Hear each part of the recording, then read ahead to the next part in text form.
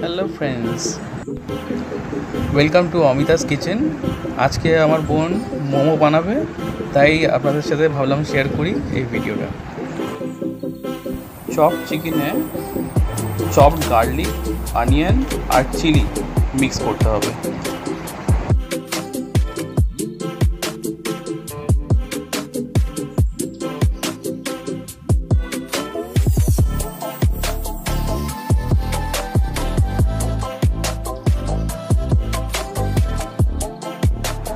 এবারে Kashmiri chilli powder add করতে হবে।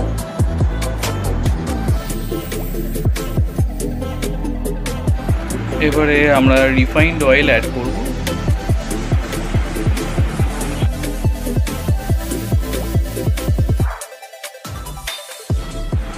নুন অ্যাড করব।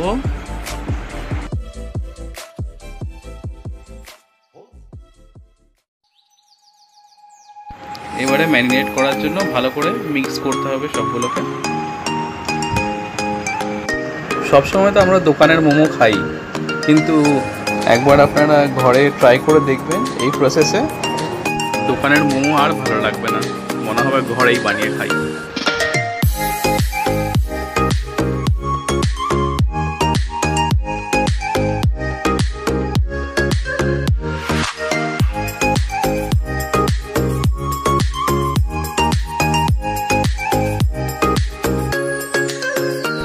ভালো করে মিক্স হয়ে গেলে এর মধ্যে একটু মাখন দিতে হবে।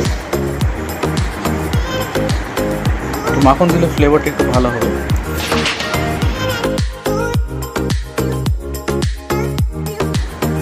এবার এই ম্যারিনেশনটাকে আমাদেরকে 2-3 ঘন্টা রেখে দিতে হবে। এরপরে আমাদেরকে ময়দা ছেনে ওটাকে ডো বানাতে হবে।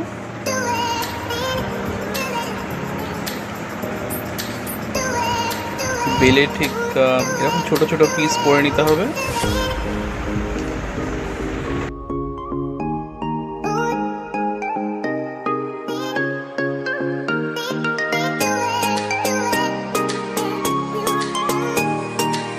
ছোট ডোগুলোকে বেলনি দিয়ে বেলে নিতে হবে।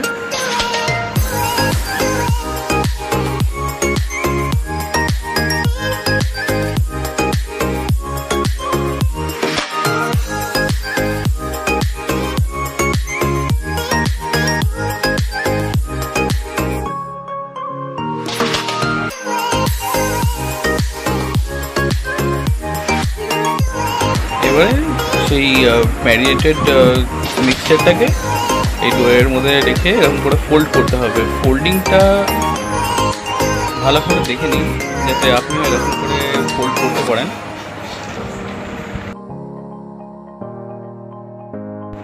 মিক্সচারটা দেওয়ার পরে আপনি ছোট ভিডিওতে দেখতে পারবেন সাইড দিয়ে একটু জল লাগিয়ে দেবেন, যাতে আপনি যখন ফোল্ড করবেন সেটা ভালোভাবে সেটে থাকে আর ভালোভাবে যেন ডিজাইনটা সেট হয়ে থাকে। মোমোতে আপনি অনেক রকমই ফোল্ডিং ডিজাইন দিতে পারেন, তবে এই ডিজাইনটাই পপুলার।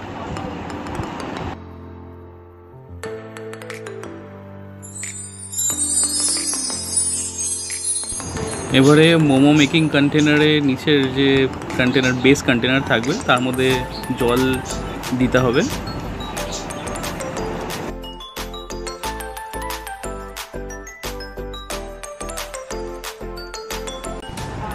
সেকেন্ড কন্টেনারে আপনাকে মোমোগুলোকে এরকম করে সাজিয়ে দিতে হবে। এই যে কন্টেনারে মোমোটা আমরা স্টিম করব, এই মোমো রাখার আগেই এই কন্টেনারটা একটু অয়েল দিয়ে ব্রাশ করে নেবেন যাতে মোমোগুলো সেটে না যায়। এবার মোমো মেকারের বেসটাকে স্টোভে বসিয়ে তার উপরে যার মধ্যে মোমো আছে সেটাকে উপরে বসিয়ে দিতে হবে। 20 থেকে 25 মিনিট স্টিম করতে হবে। and the momo is ready। আজ আপনাদের এই মোমো বানাবার পদ্ধতিটা দেখানো হলো, আমরা দেখালাম। আপনারা নিশ্চয়ই নিজেদের ঘরে ট্রাই করবেন আর খেয়ে দেখবেন, খুবই ভালো লাগে।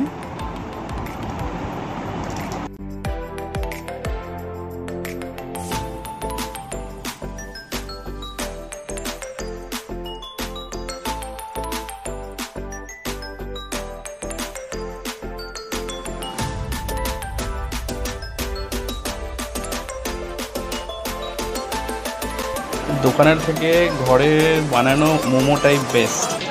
ইয়ামি।